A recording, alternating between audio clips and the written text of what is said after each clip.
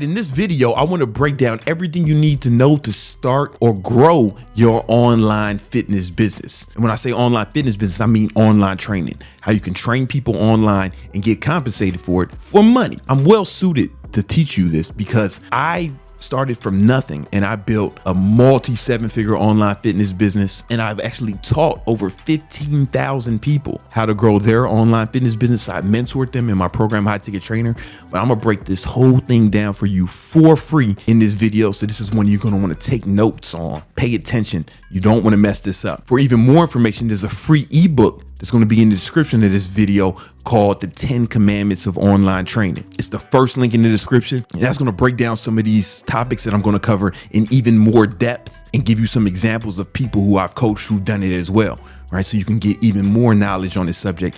It's a free ebook, totally free. You can download that in the first link in your description. But let's get into how to grow your online fitness business. It's a lot easier now to start your online fitness business than it was when I started. I started in around 2008, 2009, somewhere in that time frame. The reason it was so much more difficult then was because it was during the worst recession since the Depression. We had record levels of unemployment. The global financial system was collapsing. There were people with master's degrees actually working at Starbucks. But to make matters worse, right before that, my father committed suicide. And I was in a position where I had to take care of my whole family. I had to take care of my mom, my sister, my grandma, my sister's kid, and I had to help support everyone in the family. But I was just a personal trainer at the time. And those of y'all know, personal trainers don't make a whole lot of money because there's a cap on how much you can actually make, because personal trainers get paid by the hour, kind of like an escort, I've heard. And the problem with that is there's only so many hours in each day. So there's actually a real cap on your income because of the time restraint. But once you go online, then you can start getting paid for results. Your clients will pay you for the results you help them get, as opposed to getting paid for the hour that you worked with them. And I'm going to break down everything in this video. I'm going to show you how to get clients and how to train your clients so they get great results online, because that's a big thing. A lot of people don't think that you can get results for your clients online without seeing them in person. I'm going to show you how you can actually get better results for your online clients than most people can get for their in-person clients. So I was in this predicament. The global financial system had collapsed and I had a dead daddy and I had to take care of my family, but I'm making very little income as a personal trainer. So before I figured it out, I just started getting different jobs. I would wake up at like 4 a.m., train people in the morning, shower at the gym, took the train to Soho, and I worked security for 8 hours. Then after that, I worked for my friend's movement company. Even though I had a college degree, there weren't a lot of people hiring at the time. In fact, more people were laying off people than they were hiring. That was 5 days a week. And on the weekends, I trained people in the morning. And then I was the weekend manager at a restaurant in Queens. So these are 12, 14-hour days, 7 days a week. And I did that for 2 years. And then I read a book called The 4-Hour Work Week. I remember we just packed up somebody's belongings and put them in the moving truck, and we were taking them to New Jersey. I know, gross, right? But we were going to New Jersey because people wanted to move there, I guess. And on the way to New Jersey, I was reading this book called The 4-Hour Work Week, and he was talking about building an online business. I was like, damn, what if I could train people online and help them get results? That way I can actually take this business online and I can make more money and actually help more people simultaneously, which is my main goal, is why I got into training, because I like helping people, but I also need that money to take care of my family, right? So the book didn't really break down how to do it. In fact, I don't suggest you read the book because a lot of the strategies in there are antiquated now. However, it got the idea sparked. Now you got to remember, this was a novel idea, online training back in 08, 09, around that time. Nobody was doing it. The internet and social media was still kind of in its infancy, right? We had Facebook and we had MySpace, and YouTube was kind of just starting. There was no Instagram, there was no TikTok. So I couldn't really figure out how to do it. I didn't know how to promote myself. I didn't know how to get clients, and I didn't know how to train them to get good results. So first I focused on, how do I train people? How do I get them good results? And because I was a good trainer, I figured out how to get people great results online. And then that started spreading some by word of mouth, and I was able to train more people. But I also figured out how to promote myself with social media, and it's a lot easier now. And I'll break down how. I was able to start quitting my jobs, and I started making more money. I quit one job, quit the next job, and to the point where I had no jobs, and then I can really just focus 100% on this. And that's when I built it up to a 7-figure business. And I'm about to break down everything you need in order to accomplish that. If you want to be a trainer, I assume a lot of you guys want to do it because you want more time. Either you're in the gym now, training people, exchanging trading time for money like a hooker, or you got some job you don't want. You rather have more free time to work from home or spend your time however you please. But you also want some more money. I know money may not be the only thing people want. However, in my experience, having more money makes things easier. You can exchange money for goods and services, and the quality of those goods and services are dependent on how much money you can spend on them. Money is a good thing. You can take care of your family. It's dope. You want more money and you like to have more time. However, if all you wanted was money, I would tell you just say, man, get a job on Wall Street or something, man, But we want to do it doing something we love, something we're passionate about. And I think when you spend your time making money, doing something you love, I think that's a great definition of freedom. How do you get that? Well, I'm going to break down something I like to call the online trainer formula. So the first thing you need to know is marketing. How do you get your name out there? How do you get people to know about you? Then you need sales. How do you convert these people who are following you or people who know about you? How do you convert them into actual customers? And then you need a system to train people to make sure they get results. You need all three of these to be successful. When you're able to market yourself and you're able to make sales, well, that's how you get the money, right? But when you have a system that gives people great results and you're selling people into that system, that's when the passion comes in. And the beauty of doing it online is you can actually help more people. And money's important here too. If you care about helping people, if all you wanted to do was help people, you didn't care about money at all, you still need to make money so you can do it full time. But if you got this system that helps people get great results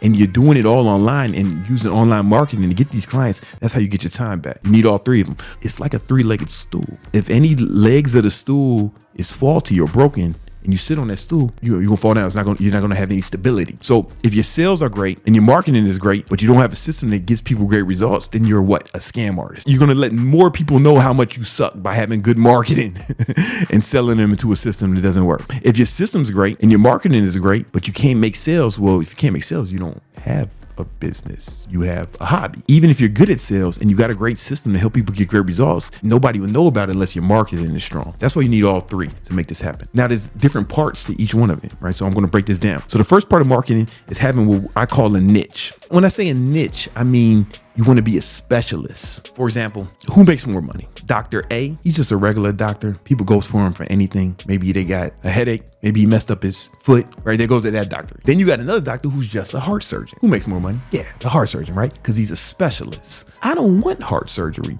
from a doctor who's also working on somebody's foot in the afternoon. Specialists always make more money than generalists. For example, during the pandemic, I lived in Manhattan on the Upper West Side, 72nd and Broadway. And on my block, there was a diner.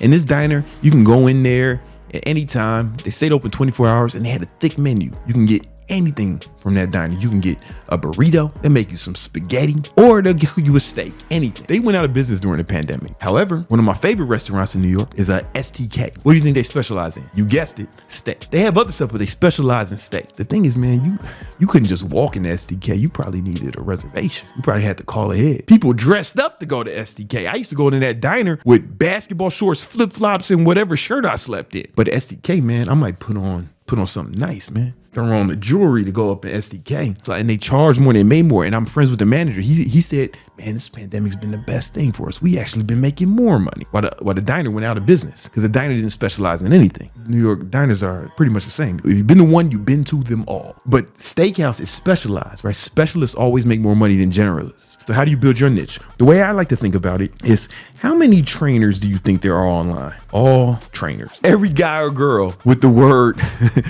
trainer in their bio, right? How many you think there are? There's probably millions, like multiple millions for sure, right? Do you want to compete with all trainers? No, no. And that's why you need a niche. Here's how it looks. I like to look at it like, who are you marketing to? What problem are you going to help them solve? And how are you going to help them solve that problem? At one point in my career, when I was making a lot of money, I focused on young men, no diddy, age 20 to 30. Now, here's the thing. A lot of trainers, when I bring this up to them, they're like, man, I want to train men and women. I'm like, yeah, it doesn't really work like that. Old Spice deodorant. Just looking at this, who do you think this is marketed to? Now, mind you, there is a wolf biting through the name. You think that's marketed to men or women? Yeah, it's probably marketed to men. You probably guessed that. The drawing of a wild animal biting into the name. But then if we looked at Secret deodorant, if we just looked at the packaging, who do you think that's marketed to? Men or women? You look at the font, look at the colors. Here's the thing. This powdered fresh scent is like exactly the same as the Old Spice scent called Fresh or Sport. It's almost the same. The ingredients are like almost exactly the same. It's made by the same company, the same parent company. Are women's armpits and men's armpits that much different than each other? No. But the reason they have two different brands is because, think about it, it's the word brand. It's the word brand. Just because this product will work for men doesn't mean you can market it to men. Women see this and they know, hey, this is for me. The language Powder Fresh, Secret. Look at Easter colors. This the goddamn deodorant the Easter bunny would wear.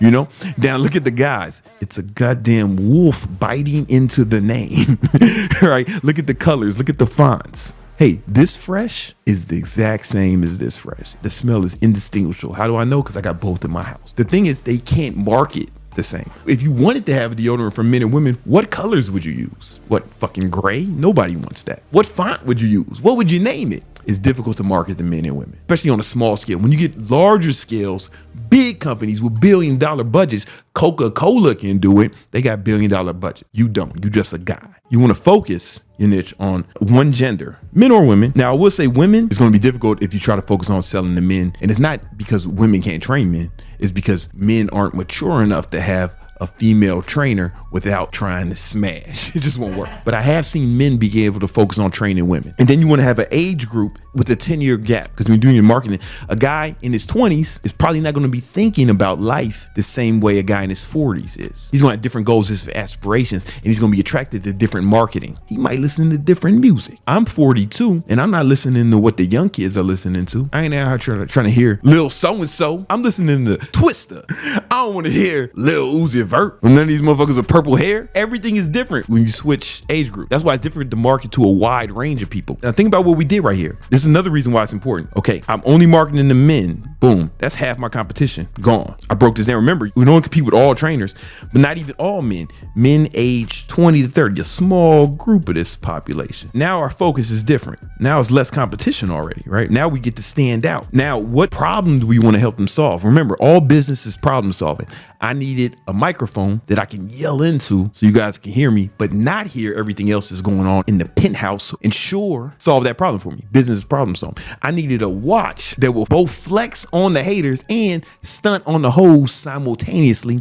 And my friend Richard Mill solved that problem for me, right? Business problem solving. So what problem do you want to help your clients solve? Now, again, if you're a good trainer, you can help anybody with anything, right? But you need to focus. So I focused on helping men age 20 to 30 around that range. I helped them get ripped. And I'm gonna put quotes on that because I use their language. I know as a trainer, I know that meant they wanted to be muscular with low body fat. So when we focus on this, we exclude everything else. And again, I use their language. If it was girls, I would have said toned, right? Even though trainers hate that word, I know when a woman says she wants to be toned, oh, she wants more muscularity and lower body fat. But toned, I'm gonna use their words, right? Because we're marketing to them. So if I'm helping these guys get ripped, these guys don't want to be bodybuilders. These guys don't want to be pro athletes. These guys don't even care about being healthy. I'm focusing on these guys. This is the most important part. Like, you know, who you're going to help and what problem you're going to help them solve. And we're going to not worry about anything else. So I didn't market to obese people. I didn't market to people who wanted to be pro bodybuilders. Didn't market to people who wanted to be pro athletes. It was all about getting ripped. Now, here's what the beauty of it is. You got to think, hey, why does a guy age 20 to 30 want to get ripped? Well, here's the thing. His why is probably different than a guy in his 50s. His why is this guy's probably single. He wants to get girls. So that's what my marketing kind of revolved around at the time. So I was making a bunch of YouTube videos and stuff, and I had girls in my video, not because I was marketing to girls, to get y'all to watch. That was their purpose. They were props, for lack of a better word.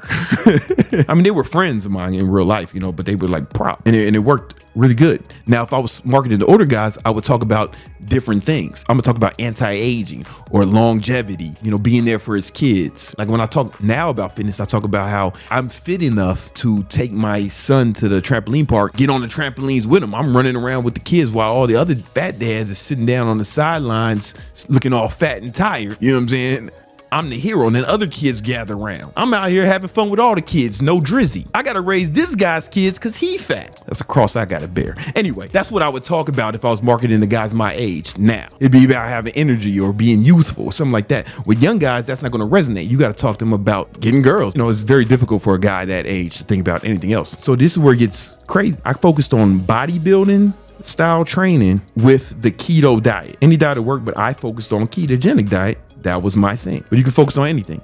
Now check this out. Remember, there's millions of trainers. How many trainers help men age 20 to 30 get ripped with bodybuilding and keto? You probably can't think of 5 who specialize in it, right? We went from millions to less than 5. That's how you become a specialist. And that's the niche. And I break that down more, and I give some examples of other people who did it with other niches in the ebook that you can download in the description called The 10 Commandments of Online Training. Then the next part you need is you got to build your social media. At the time, I had to focus on YouTube. If I was starting now, I wouldn't focus on YouTube at all. I would focus 100% on Instagram because it's easier to grow and it's faster to grow. Instagram and Facebook. Now, here's the thing. How do you grow your social media? There's only one way to grow. You post content that people like consistently. But we don't want to just grow it full of followers. We want followers who will be potential clients. What I teach my students to do is to make content revolved around helping your niche accomplish their goals with your method. You don't have to be keto. You don't have to do anything. You don't have to have this niche. I've helped people who are vegans start online fitness businesses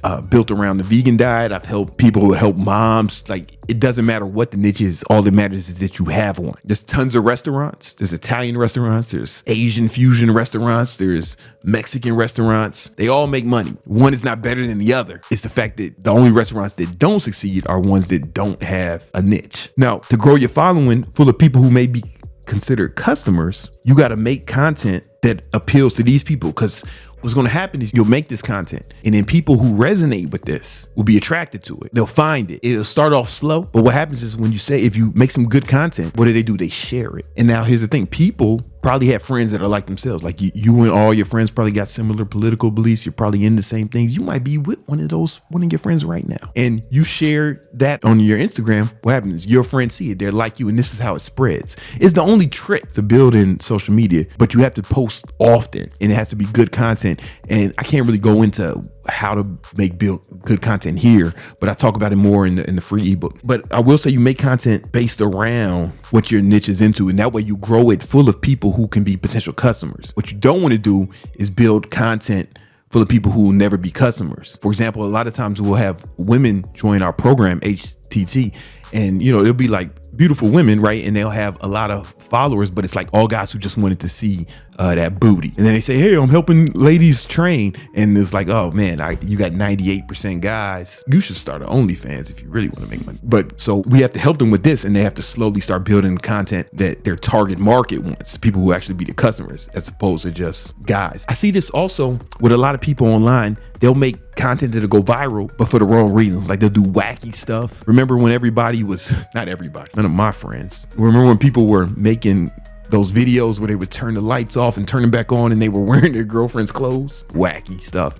100% of those couples have broken up. All the guys who did that and they had businesses, unless your niche was the LGBTQ community, that probably wasn't going to get you no clients. In fact, it probably turned off a lot of potential clients. And that's nothing against the LGBTQ community. Y'all cool. I'm just saying, if that's not your niche, you shouldn't do stuff that will build your following full of people who aren't your niche. If that is your niche, then that's cool, man. This ain't the 90s. Love whoever you want to love. It's cool. That's a big key to building social media. But the beauty of it is you don't even need a big following. Because check this out. We're going to go through some pricing stuff. 25 clients at, let's say you cross $80 a week. You may be thinking, hey, that's a lot of money for online training. Who's going to pay that? Well, people do it all the time. In fact, people pay more than that. The average personal trainer charges $100 per hour. So every time you see some guy in the gym with a trainer, he's probably paying around $100 an hour. And it varies depending on location or geography and the quality of the gym. At Equinox, it's like $200 an hour, sometimes $250 an hour. And this person's not even going to help them with their diet. They got to be with them 3 times a week at least. So now we're talking about $300 a week. So this is a steal.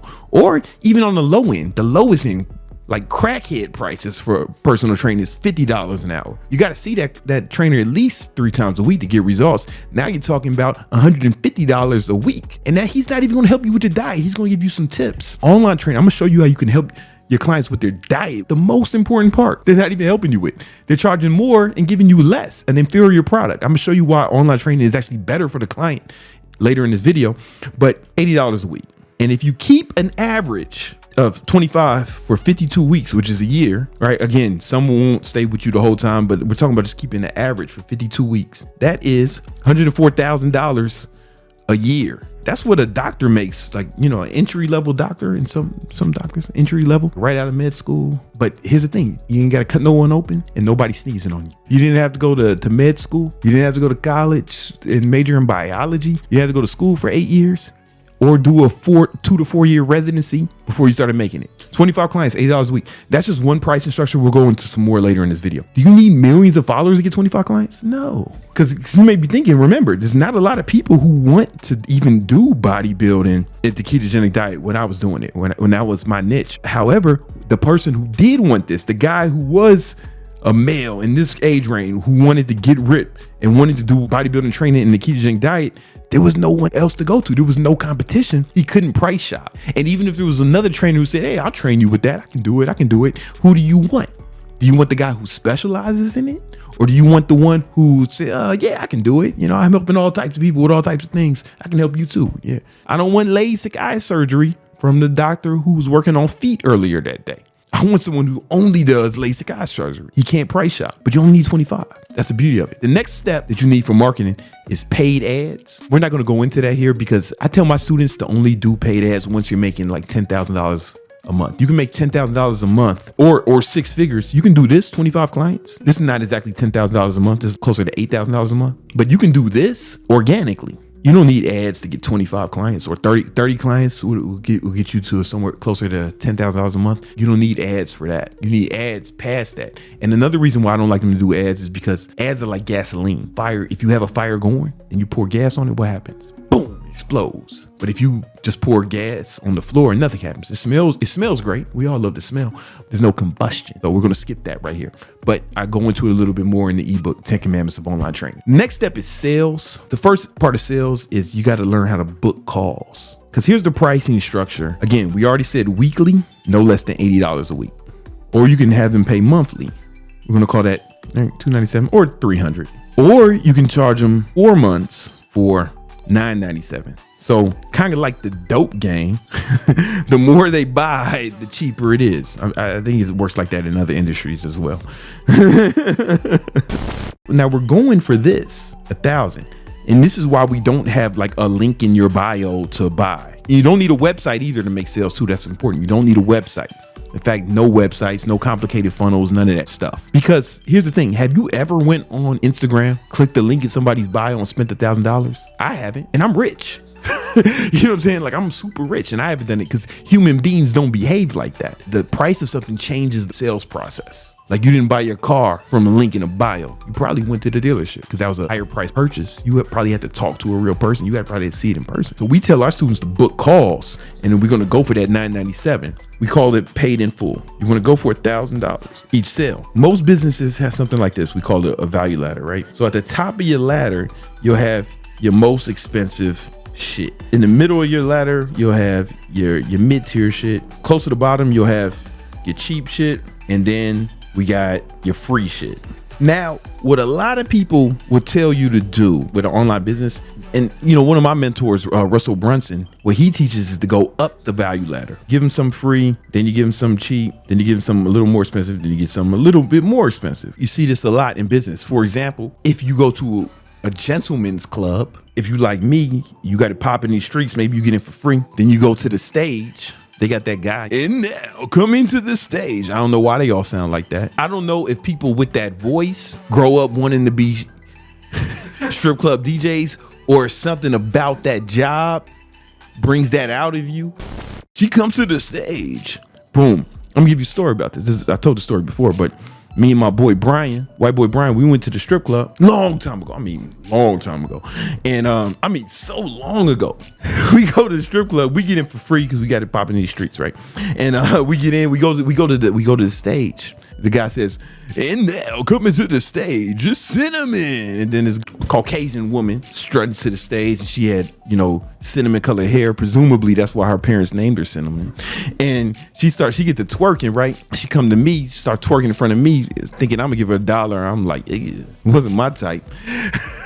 But Brian was like, man, he was like, oh, yeah. So Cinnamon gets off the stage, man, and then she comes straight to Brian. Why she come to Brian instead of me? Because it's easier to sell to somebody you sold to. So Cinnamon she got the $1. Boom. Then she comes in, she asks him for a dance. She's like, would you like a dance, Brian? Like, Brian, as cool as he could. He's just trying to stay cool. And he said, yeah.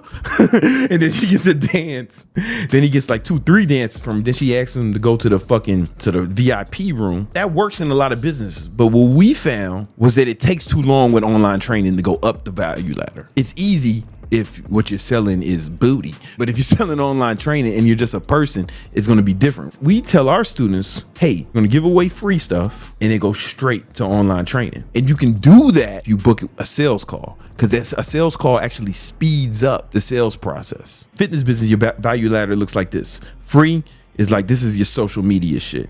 Boom. Your cheap shit would be like an ebook. Your mid-tier shit would be like some program you're selling. And then your highest thing would be online training, where you actually work with the person. Obviously, social media, you don't make no money unless you got a big YouTube page, but that takes years. So we're not going to count that. So we would think of social media just as promo. And even now, like I make money from my YouTube, but it doesn't even fucking pay for all the equipment and the staff. The average ebook, there's research on this, average ebook sold for about $10. The average program online is about $49, we'll just call it 50. And then again, like I said, online training, where we're going for that 4 months, boom, 1,000. Let's say your goal was $10,000 a month. How many ebooks do we have to sell to make $10,000? Yeah, 1,000 ebooks. If you're watching this, you probably never sold 1,000 of anything online. Remember, this goal is 10,000 per month. And they're not going to keep buying your same ebooks. So you got to sell 1,000 ebooks to 1,000 new people every month. Look, fuck it. Let's do some programs. How much is that going to make? Oh, it's a little better. 200. But remember, 200 new people every month. Now, 1,000. Ooh, you only need 10. But the beauty of this is, remember, it's recurring. So if you get 10 every month for like 3-4 months or whatever, you don't have to get no new people, provided you can retain your clients, and we'll talk about more. It starts to recur. It becomes easier. Or even if you do it monthly, it just becomes easier to get to this goal, because online training is recurring. So it's not new people every month. But to do that, to get someone to give you $1,000, you got to get on a call with them. You need a system of book calls that weeds out the people who aren't serious, who maybe aren't a good fit, who aren't in your niche, like we talked about before, or who just ain't got the money, right? This is a business, not a charity, right? We can't be training people online for free. So you need a system to do that so they don't waste your time. Now, once you get on the calls, you need a proven sales script. Now, it'd be too much for me to go over the whole script for you right now, but I'll break down a little bit of it. Mind you, I've done millions of dollars in sales by myself. I built several sales teams that have done 8 figures. So I'm gonna give you some tips, right? But you need a real sales script, because if you ever seen The Wolf of Wall Street, remember he was getting these assholes from off the street. I think he met this guy in the diner. These guys weren't like expert salespeople, but he was able to build a hedge fund that sold millions, right? Because of what? He gave them all this script. So this is the scene in the movie where they're all saying the same thing, and even him, he's reading from a script. So if you don't have a script, you out here just guessing, making shit up on the fly, wondering why you're not closing sales. Like, you need a proven sales script. That's why I give my students actual real sales scripts that have been battle tested and proven, because remember, I've been doing sales in the fitness industry for 25 years, from when I was a personal trainer at Bally's Total Fitness. I actually took my scripts that I've honed for 25 years and took them to the real Wolf of Wall Street, took them to Jordan Belfort. I paid like 20 grand and spent the weekend with him. And he went over my scripts with me, the ones that I give to my students, to make them even better. You need a proven sales script. You need a script. Even if you don't get my script, get a script from someone. Get a script from somewhere. It's going to be better than you just trying to make shit up on the fly. And then you practice that script until it becomes a part of you. So when you're saying it, it doesn't feel like you're reading it, right? In fact, you shouldn't be reading it. You should have it memorized. This way you can freestyle a little bit and come back different parts, or you can alter it for your style and for your whatever client you're talking to. But then after a sales script, you need a way to take automatic payments, because remember, I said that these payments were recurring. So you need a way to set it up so it's automatically billed every month to your clients. So a big mistake I see people making when they do online training is they're doing it through Zelle or Cash App, and they got to hit these people up every week or every month for a payment. And it's almost like they got to do a new sales job again. If you have 25 clients paying you $80 a week, do you really want to be hunting down 25 people every week? Say, hey man, I need that payment, Wouldn't it be better if you just woke up and the money was there, right? So you need a way to set up automatic payments. It's very important. You got to figure that out. Not only is it better for you, it's more convenient for the customer. I have Netflix. I only watch Netflix when a new Dave Chappelle special comes out. So this is like every other year or some shit. I watch something on Netflix, but I pay him every month, and I don't mind. It's not a whole bunch of money, and it just bill. But if I had to send Netflix a cash app every month, that shit would last 1 month. I assure you. So it's actually more convenient for them as well. So we talked about marketing, sales. Now we got to talk about the system. How do you train people online so they get great results? And this is super critical. This helps everything, because if the system's right, it's going to help you with the sales. If you're getting great results, you got a bunch of testimonials, and it'll help you with your marketing too. You have a bunch of testimonials. When I was doing online training, I literally had hundreds and hundreds of testimonials from people who I helped get in shape, to the point where it'd be difficult for someone to talk shit about me, and it'd be difficult for someone to come up with any objections, because one, is cheaper than in-person training, and there's so many examples of people that it helped. But not only people that helped, remember we talked about the niche earlier, it was people just like them who had the same goal. That's another reason why having a niche is so strong. Because if I had a bunch of results for all different kinds of people with all different types of goals, when the guy who I was marketing to saw me, still just a fitness guy, and he can price shop with all the other fitness guys. But because it was clear that I specialized in helping people like him accomplish the same goal, I was looked at as an expert. So the fact that I demanded a premium seemed reasonable. So that's why results are so important. But then you have to have the automation and the management of it. So I'm going to break down all of that at once. So here's how I teach my students how to do it now. It's a little different when I first started. It was more primitive. But now the first thing we do is we help our students set up their own app. So imagine you have your app, and your clients can download it from the app store. Now here's the thing. You're gonna come up with a custom workout plan and a custom diet plan. Now you may be thinking, man, that's gonna take me a long time to do. Remember, you got a niche. You're helping a certain kind of person with a certain kind of problem. So what's gonna happen is people start to look similar. Even though it's custom, the workout plans and the diet plans will look similar. You just kind of alter them. Like, this motherfucker got a bad back. He had a bacchiotomy, right? So you gotta, instead of bent over rows, he's got to do seated row or something. Or he fucked his ankle up, man. He got his ankles broke on the basketball court. So now you got to put him on a leg press instead of having him doing lunges or some shit. Who knows? It's going to be easy after you got the first one, because you can work off a template, because you got a niche. Everybody's looking the same. The niche solves almost all your problems. Same thing with the diet plan. You marketed a certain kind of diet and a certain kind of workout plan too. So now it should look similar, because you said, hey, I'm gonna give you this kind of workout plan. This is what I specialize in. I have specialized in this type of person who has this type of goal with this kind of program. So the motherfuckers should all start looking the same after a while. And you alter it. You got one guy, he's allergic to peanuts or some shit. All right, man, you don't put peanut butter in his diet, man. You replace it with almond butter. This guy, he don't like fish, man. Fish is nasty to him. All right, cool, man. You replace that with some chicken. You have to make small alterations because the people look the same. It's another beauty and niche. That makes it fast, right? So my students, after they have done their first custom workout plans and first custom diet plans for people, now they have a template and they just alter it for each person. And it takes them like 5 minutes to come up with a custom workout plan and custom diet plan for people. Because remember, they're the same type of people with the same type of goals who want to accomplish that goal the same kind of way you've been marketing. It should start being easy after a while to do this, okay? But that's the thing. They can get a custom diet plan and a custom workout plan off of ChatGPT. They can do that shit right now. Or they can go read a book or a magazine or watch some YouTube videos. But what the magazine won't do, what the YouTube videos won't do, and what ChatGPT won't do is make sure they do it. This is the main thing we're selling, is accountability. This is what they're really paying for, because they can go get a workout plan anywhere. In fact, they've done it before. They can research it, but they need someone to make sure they're doing it. They need to be held accountable. That's the main thing we're selling. Because, every once in a while, somebody says, man, you could just watch YouTube videos and learn how to work out. Shut up, loser. Yeah, you can do that, but the YouTube video is not going to make sure your fat ass is eating right every day.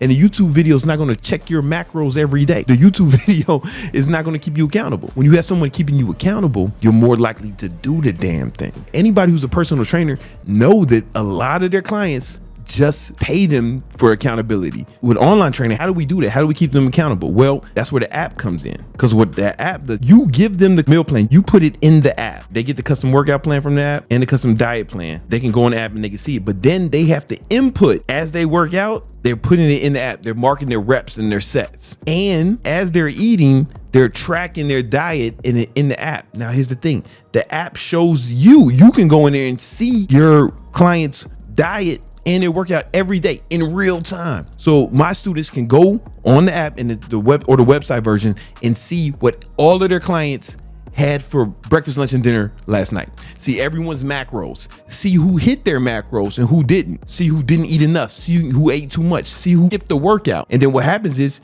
you can hit them up like, hey, asshole, what happened? Or if you're a nicer person than me, you can be like, hey, saw you didn't work out yesterday, buddy. What happened, right? What's important is you want to train them with negative reinforcement and positive reinforcement. For example, the way they train dolphins is all positive reinforcement. You can't whip a dolphin if it starts fucking up or it don't do the wrong thing, right? They in water. Whips don't work underwater. So they give them fish when they do something right. They catch them doing something right. They get, hey, man, it's a fish, man. Do that shit again. Then they get another fish. And the dolphins start learning, oh, when I do this shit, I get fish. And they keep upping the ante till they get to the point where dolphins start jumping out of water, jumping through fire. I seen a dolphin jump through fire like it was all good. For a fish. Broke boys. That's how powerful positive reinforcement is. So when you catch your clients doing something right, then you say, hey man, yo, good job on hitting your macros yesterday. Let's keep that up today. Oh, great job on keeping your on their workout yesterday. Keep it up. So you want to give them positive reinforcement and negative reinforcement. That's accountability because they get trained to do the things correct. When there were like no apps and I was doing online training, I was using like Google Docs and shit, but I can still see in real time. I would tell my clients, hey, I want you to mark what you ate in this Google sheet every day. And then I had formulas and stuff. So to break down their fats, protein, carbohydrates, formulas in a spreadsheet. And I can see every day. What I noticed was when I was tracking their diet in real time, making sure they hit their diet, man, they got better results than my in-person clients because the in-person trainer, he's not doing that every day. He can't tell you his clients' macros every day. He can't tell you his clients' caloric intake every day. But here's the thing, that's the most important part because in-person training, we put all the emphasis on the actual training and only a little bit of emphasis on the diet. But what's more important, the diet or the training? The diet's the most important. You can't out-train a bad diet, but you can out-diet bad training. So when people hear about online training, like, man, what about correcting their form? What about correcting my client's form? Yo, shut up, man. As long as they're doing that shit halfway decent, they'll be all right. You take any asshole off the street, you say, hey, man, just do push-ups and pull-ups. He'll get in some kind of shape if his diet's right. It's different if you're training pro athletes. Like I've trained pro athletes. We got to be more sophisticated. It's different if you're trading people who want to be pro bodybuilders. You might have to be more sophisticated. But if you're just training regular guys and girls, which you are, less than 1% of the population are pro athletes. Chill out. With online training, we flip this. And now we're putting most of the emphasis on the actual diet. We're going to make sure they do the training, but if the form is not perfect, we're not going to fucking lose our shit about it. If form is a huge concern of yours, then, you can have your clients record some of their form and you can correct it. And you can have videos and stuff in the app to show them correct form. The diet is the most important. You've seen guys in the gym every fucking day, sweating like a whore in church, really training hard. Motherfucker look the same after a year. Why? Because it's diet. I've worked in some of the best gyms in America and I've seen fat aerobics instructor. This motherfucker's job was cardio. Quite literally, his job was cardio, but he's still fat and never lost weight. Why? Because you can't out-train a bad diet, but you can out-diet bad training. In fact, I've helped people lose weight without doing any training at all. We just focus on the diet. Like big old beast motherfuckers. What I'm gonna tell them to run a mile? 300 pounds? Yeah, man, I want you to run a mile today, man. Fuck up his ankles, man. But we focus on the diet till he got to his weight to something more manageable. This same guy lost 75 pounds, 75 days without working out. We just put him in a deep caloric deficit. But we had to track that for it to happen. This is why I truly believe online training is a better product for your clients than in-person training because of this. And even if you do in-person training, you need a way to incorporate this to your in-person clients if you care about getting them great results. You have to track their diet, unless, of course, you don't want them to get results. Because there's some trainers who have nefarious intentions. You ever see those trainers parading their client around the gym and he's doing goofy ass exercises or something? You see him doing one-arm cable rolls on a stability ball. Why is he doing all this wacky shit? Because that's his retention mechanism, to confuse him. He feels like, oh, if this guy doesn't believe he can do it without me, then I can retain him. And it's true, I guess, but you could retain him with accountability too, because he knows he's not going to track his diet on his own. This is how you keep your clients, by getting them results. But once you get these results, that's going to help you with your marketing, because then you could just market the results. It's going to help you with your sales. You're trying to accomplish this goal. Here's 50 other people just like you who will help accomplish that. And it becomes a snowball effect. And it helps you retain your clients too, because that accountability, especially if you're positively reinforcing that accountability, then they start to, just like the dolphins, they get to the point where they start to enjoy eating right, but they're not going to do it without you. And even if they do leave, you got them great results. Cool, fine. It'll be easier to get new clients because you got them great results. Now you got a testimonial. This is the best way. So even if you're an in-person trainer, you need to incorporate at least this part of it into your training.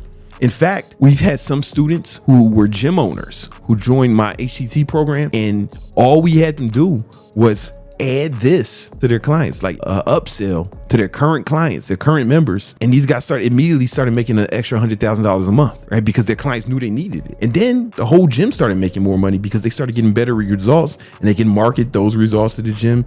Everybody wins when your clients win. Listen, guys, if you want to know more about this, I got a free ebook called The 10 Commandments of Online Training. The link is in the description, and check it out, man. You can learn more about it. You could also see some case studies. A lot of my students had no experience. Some of them had a lot of experience. Some of them had no experience. Some of them were certified. Some of them weren't certified. Some of them had big followings. Some of them had no followings, like almost zero followings. One guy had 100 followers on Instagram, and he's followed the tactics that I laid out in my program. He started making over $10,000 a month. It takes a lot of work. It's not a get rich quick scheme. I'm gonna be honest with you. You really have to care about helping people accomplish their goals. You have to love fitness. You have to really help them. And this is the only way to help them, is with the accountability. Selling them an ebook, they're not gonna read that shit. Most people who buy ebooks don't read them. Actually, coaching them will help them accomplish their goals more than anything. And in fact, here's a study from Duke University, and it just showed that people, when they track their diet, even if they weren't given a specific diet plan, just told to track what they eat, these people lost weight. They had these people track their diet for 3 months. This blue line, the people who also had a coach, but they still continued to lose weight because they built better habits, because they had what? They had that accountability. They had that positive reinforcement, and they built what? Habits. This is the best way to help people. And this is Duke University saying it. All you have to do is track your diet. You don't even have to be a great trainer, because we're really selling accountability. This is why you can do it without experience. Now, I show my students how to give good diet plans and good workout plans. But this study shows that the plan doesn't even have to be good. It just shows that they have to have a plan, and they'll lose weight. But they'll lose weight and keep it off if they have somebody reinforcing that plan. If you want to learn more about how to grow this business and actually help people accomplish their goals, because there's no better feeling than that. Helping people lose weight. That's how I got into it. I got addicted to that. It changes people's personality, and it's very fulfilling, but you can make a lot of money. If you want to learn more about that, I have a free ebook called The 10 Commandments of Online Training. The link is in the description. Check that out.